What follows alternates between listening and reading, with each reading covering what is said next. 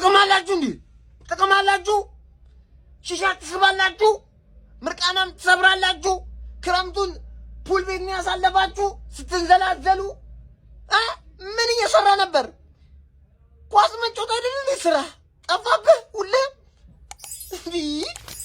ምን አይነት ነገር የተመለከትነው አሁን ዛሬ ቆይ ቀጣይ ከኩዮቼ ጋር እኮ ነው የምገናኙ ልታዋርዱኝ ነው ማለት ነው ከሪያል ማድሪድ ከባርሴሎና ከፒኤስጂ እኩዮቼ እየጠበቁኝ እኮ እንደዚህ ሆነን የምንገጥመው ሄደን ውርደት አይደል እንዴ ኧረ በእናታችሁ እንዴ እንግዲህ ጀማው በመጀመሪያው የፕሪሲዝን ጨዋታ ዩናይትድ በሬክሰም ተሸንፎ ሰው አፍከቶናል ያላችሁ የመጀመሪያውን ሀፍ የገባ ነው እንደዚህ በዚህ በመታየት አሳላልፍ ነበር ዘርክዚ የሚረባ አይነት አይደለም ከረፍት በኋላ ግን ካሪክ ኦልሞስት 9 ወር 10 ተጫዋቾችን ቀይሮ እንዳለ አዳዲስ ልጆች ናቸው ግን ተስፋ ያላቸው ልጆች ናቸው አሪፍ ከረፍት በፊት ከነበረው ጨዋታ ከረፍት በኋላ ያየነው የልጆቹ ጨዋታ ደስ ይላል በጣም ኳስ በከንፍ ግን የመሃል ተጫዋች እንደሌለን ያየንበት ጨዋታ ነው ገብቷል በቃ የመሃል ብሩኖ ያለ ብሩኖ ይሄ ቡድን ያለ ብሩኖ ፈንክሽን እንደማያደርግ ያየሁበት ጨዋታ ነው አንድ ኳስ በመሃል አላለፈም ነው ብላችሁ በቃ የሆነ ቁጥሩ ስታቱን ገብታችሁት በቃ ምንም ድክም ያለ ሾቶን ታርጌት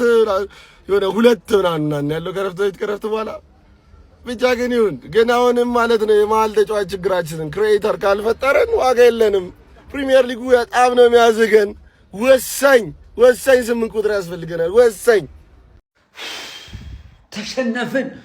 ተሸነፍን ነው ማለት ሁለተኛ ነው በካሪክ እምነቴን ትችዋለሁ እንዴት 11 ህፃናት ቀይሮ ያስገባል 11 ይቀይራል እየተመራ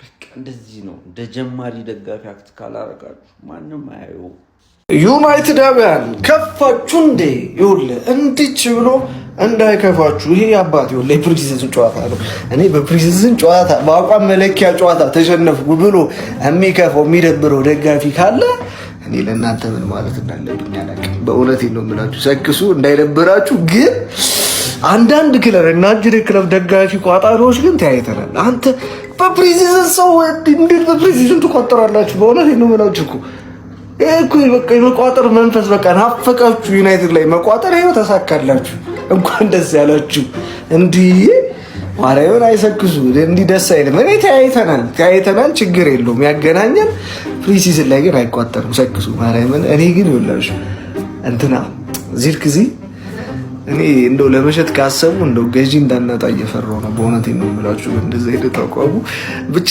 ይመቻችሁ እንዳይከፋችሁ እና ጅሬ ቋጣሪ ግን ታይተናል እናው ታሪክ መስራት የማይሰለቸው ባለ ታሪከኛው ክለብ ማንቸስተር ዩናይትድ ገና ፕሪሲዝን ላይ በሬክሳም ተሸንፎ የደጋፊዎችን ጨጓራ መላጥ ጀምሯል ማለት ነው ምን ይሳናል ለማንቸስተር ዩናይትድ እኔ ታሳዝኑኛላችሁ እግዚአብሔር ደግሞ እኮ ክለባችን ናፍቆናል ጓጉታችሁ መጠበቃችሁ ማለት ገና ይጀምሩ ነው ማለት ነው ሰከንድ ይሆናል ዳር ሰከንድ ይር ላይ ማለት ነው ከማይክል ካሪክ ራሱ እንደዚህ ማለት ራሱን አፕዴት አድርጎና እንደዚህ ጸዴ ሽንፈቶችን እንጠብቃለን ማለት ነው ኤኒዌይስ ማለት ነው ምን ተሰማችሁ የማንቸስተር ደጋፊዎች ክለባችሁ ናፍቋችሁ ምናምን ነገር አሁን ሲሰጥላችሁ ምን ተሰማችሁ ሐሳብ አስተያየታችሁን ኮሜንት ሴክሽን ላይ ሐሳብ አስተያየታችሁ የአርሰናል ደጋፊዎች እየጻፋችሁ ስለማንቸስተር ቀጣይ ሲዝን ምን ይመስላችኋል ይመቻችሁ ገና ነውና ተናፋቂው ክለባችን ማንቸስተር ዩናይትድ ከዌሬክስሃም ጋር ባደረጉት ጨዋታ እንግዲህ 1-0 በሆነ ውጤት ተሸንፏል ማንቸስተር ዩናይትድ ይህንን ጨዋታ የማሸነፍ ግዴታ ውስጥ አልነበረም ምክንያቱም ተጫዋቾቹ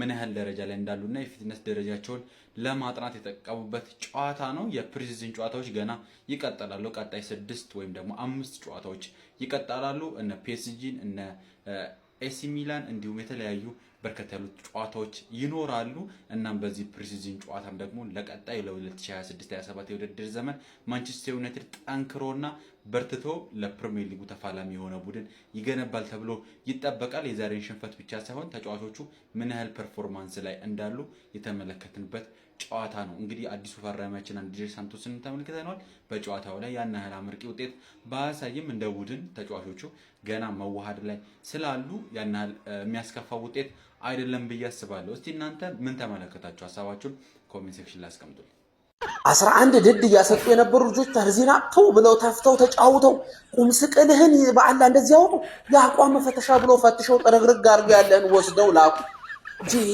ይሄን ሁሉ ተጉዘ ፊንላንድ ድረስ የከው የሆኑ ወጠምሻዎችን ምናምን በቃ ላታሸንፍ ነው በ50 አንተ 50 ሚሊዮን እኮ አሁን ጎመን አይገዛም ብራዘሬ። በ50 ከቼልሲ ምናምን አንቺ መሀልሽን አጠርሽ ከቼልሲ ገዝተ ምናምን ሊያልፍልህ ምንኛ የኛ ድክመት ነበር የመሰለ ምናምን የቼልሲ ጨዋች ቁም ስቅላችንን ሲያበላ የቼልሲ ነው ብራዘር። ከቼልሲ ባመጣው አያልፍልህም። የጨረሻ የተዋውቁም የአንድ መንደር ሌባ አለ ከዞ ሱሳም አለ አናጢ ምናምን ተሰብስቦ ለበለቡሽ። እሰይ ደጋፊውን ይመጣና ምን አባበለ ደግሞ እንደሚሸፋፍል አንድሬ ሳንቶስ በዩናይትድ ማሊያ እንግዲህ የመጀመሪያው ጨዋታውን ማድረግ ችሏል። 45 ደቂቃ የመጀመሪያውን አጋማሽ ነው መጫወት ቻለው። ከነበሩት ተጫዋቾች የተሻለ ሬቲንግ የተሰጠው ተጫዋች እሱ ነው። የሜሰን ማውንትና የእሱን እንቅስቃሴ በጣም አሪፍ ነበር፣ ተመችቶ ነበር። መሀል ላይ የነበራቸው እንቅስቃሴ በጣም አሪፍ ነበር። ሳንቶስም ከተከላካዮቹ ጋር የሚያደርጋቸው ነገሮች ወደፊት ሜዳው እንቅስቃሴ በጣም አሪፍ ነው። ከቲሙ ጋር ገና ሲላመድ ደግሞ ጥሩ ነገር እንመለከታለን ብዬ አስባለሁ እና እንደ መጀመሪያው ጨዋታ ከዛ ቲሙን ደግሞ ብዙም እንዳልቆየ ሰው አሪፍ እንቅስቃሴ አድርጓል ብዬ አስባለሁ እና ምን አያችሁበት? ጨዋታውን የተመለካችሁ ሰዎች ኮመንት ላይ አስቀምጡልኝ። ምንድነው ወንድም ጥላ ምንድነው ሲጀመር ተሸንፎ መጀመር ሞራል ነው የሚሆን። በቃ ጠንክረ ወደ ሊጉ እንድትገባ ነው የሚያደርግ። ሬክስሃም ዩናይትድን በሴቶቹ ነው በሴቶቹ ነው። ብዙ ሰው አሁን ወንድ ነው ምናምን ብሎ ሊሳሳት ይችላል። አይደለም እኔ ማንንም አላውቅም። አሁን ዛሬ ያዩዋቸው ስሙ ነው ዩናይትድ እንጂ ውመንስ ዩናይትድ የሚለው እንትን ተቀንሶ ነው። በሬክስሃም 1-0 ያው እንዳልኩት ነው። ግን የመጀመሪያ ጨዋታ ሞራል ነው የሚሆነው። ሞራል ወደፊት ጠንክረ እንድትል ነው የሚሆነው። ኧረ እኔ ራሱ ፈራ። እኔ እንዴት ሆነ ይሆን ቀጣይ ሲጀመር ይሄ አመት ተሎ ነው መጠናቀቅ ያለበት ብራዘሪ። ለኛ ለማንቸስተር ዩናይትድ እና ለሲያር ደጋፊዎች አይሆንም ይሄ አመት ብራዘሪ። ባለም ዋንጫው እኮ አይተነዋል። ወደ ክለብም ሲመጣ ገና በመጀመሪያው ቀን ይችን ውጤት ብራዘሪ ያዝበት። በስማ ይሄ አመት ፈተነን ነው የምላችሁ፣ ፈተነን። በስማ ገና ዓለም ዋንጫውን ደግሞ አርጀንቲና በልታ ባላንዶሩን ሜሲ በልቶ ደግሞ ጭልል ብለን ቀጣዩን አመት የምንጀምርበት ጊዜ እየመጣ ነው የሚመስለኝ። ከመምጣትሽ መበጣጣስሽ አለ ከወልዋሎ አዲግራት ጋርማ እንዲሆነን ከሌላው ጋር እኮ ማሰብ እኮ ነው ደግሞ እንዳደገኝ አምባክ ዛሬ ዩናይትድ ሲጫወት ላይ ነው